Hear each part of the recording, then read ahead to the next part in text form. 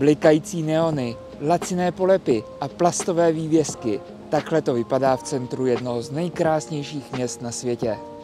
Ale proč?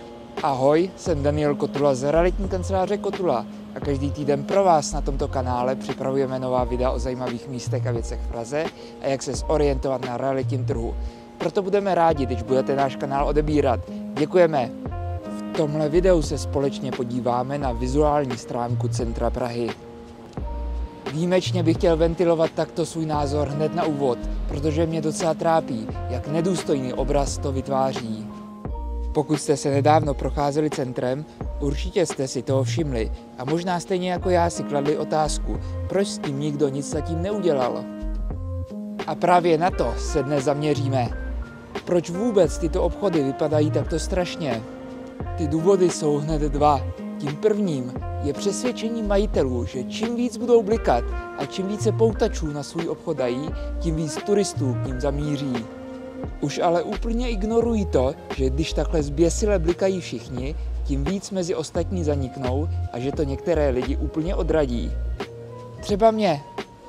Když tohle vidím, rozhodně nemám chuť vstoupit. Myslím si, že to podobně budete mít i vy. No a druhým důvodem jsou náklady.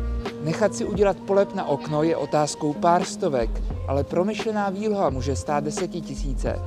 Já ale předpokládám, že když chcete mít obchůdek v centru jednoho z nejkrásnějších měst na celém světě, měli byste být ochotni do toho nějakou tu kačku pustit.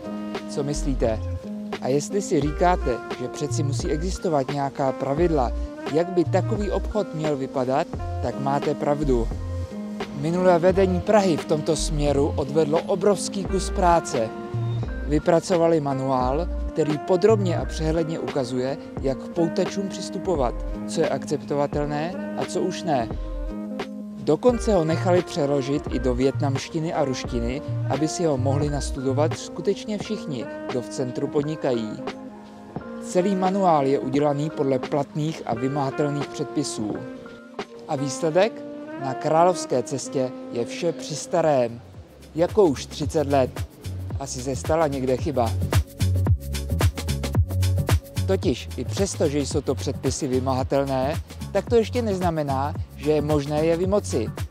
Vím, zní to šíleně. Ale to, jak má ulice vypadat, spadá pod několik různých zákonů, které vymáhá velké množství úředníků. Něco řeší stavební úřad, něco živnostenský, pak tady máme památkáře, odbor majetku, silničně správní úřad a další. Je to tak nepřehledný, že se nedá ani říct, kdo za současnou podobu centra může. To ale pořád není to nejhorší. Totiž, když už je nějaký úředník dostatečně vytrvalý a přes všechny tyto překážky se rozhodne situaci řešit, tak se místní podnikatelé odvolají, soudí a využívají všech možností, aby rozhodnutí oddálili nebo v některých případech i zrušili. A bohužel naše zákony nebyly připraveny na tenhle typ lidí, kteří udělají vše proto, aby se svým povinnostem vyhnuli. A to je i případ tohoto místa. Thajský ráj má v centru hned několik poboček. Už od prvního pohledu je zřejmé, že do památkové zóny nezapadá. Křiklavá červená barva, velké blikající reklamy, které občas doplní nějaký vodník v rikše. Tyto obrovské nápisy s cenou 9,99 € jsou jasnou reklamou, kterou by šlo za běžných okolností zakázat. Tady to ale není možné, protože je reklama na pantech, které jsou uvnitř provozovny a jsou tedy součástí provozovny a tam si podnikatelé mohou dělat, co chtějí. Je to úplný nesmysl, ale je to podle zákona.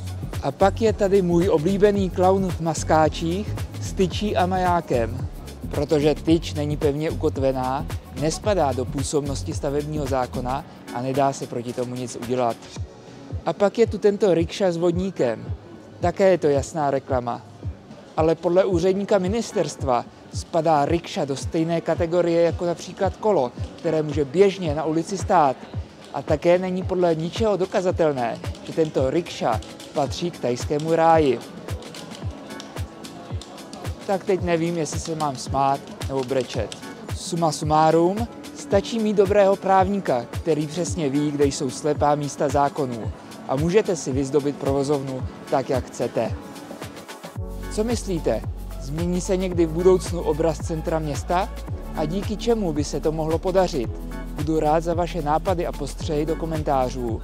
Za sebe jsem rád, že se po desítkách let konečně někdo na radnici do toho pořádně opřel. A ať nejsme tak negativní, nějaké drobné změny se podařily. Ale bohužel zatím nejsem přesvědčený, že se to někdy v blízké době promění zásadně. I když bych si to moc přál, Praha by se to vážně zasloužila. Blikající neony a nevkusná reklama nejsou jediné nešvary v centru města. Podívejte se s námi na další ostudy Prahy, které vedly k tomu, že k nám míří davy alkoturistů. Proč tomu tak je a co by Praze pomohlo, jsme řešili v jednom z našich nedávných videí, tak se určitě podívejte. Na tomto kanále pro vás každý týden připravujeme nové video o životě v Praze a jak si ho co nejvíc užít. Proto budeme rádi, když budete náš kanál odebírat. Děkujeme a těšíme se zase příští týden ve čtvrtek. Na viděnou!